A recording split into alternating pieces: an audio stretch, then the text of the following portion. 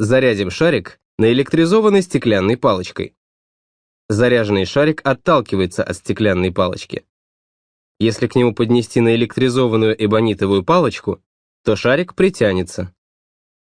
Вокруг каждого заряженного тела существует электрическое поле. Если в поле заряженного тела внести другое заряженное тело, эти тела начнут взаимодействовать, притягиваться или отталкиваться друг от друга. Сила их взаимодействия будет зависеть от расстояния между заряженными телами.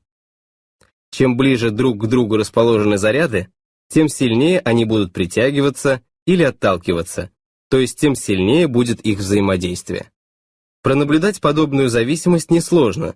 Если два разноименно заряженных шарика расположить на некотором расстоянии друг от друга, то они притянутся.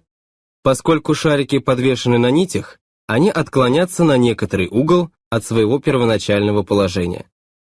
Уменьшим расстояние между шариками. Притяжение между ними при этом увеличится, и увеличатся их углы отклонения. Это говорит о том, что сила, с которой действует электрическое поле каждого из зарядов на другой заряд, увеличилась. Сила, с которой электрическое поле действует на внесенный в него электрический заряд, называется электрической силой.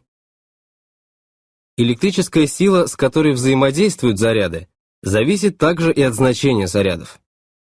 Если теперь заряды шариков увеличить и вернуть их на первоначальное расстояние, то можно увидеть, что заряженные тела притянутся сильнее.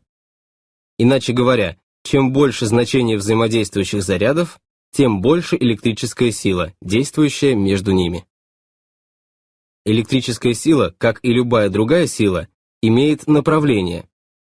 Разноименно заряженные тела притягиваются, и силы, действующие на них, направлены вдоль прямой, соединяющей тела, навстречу друг другу.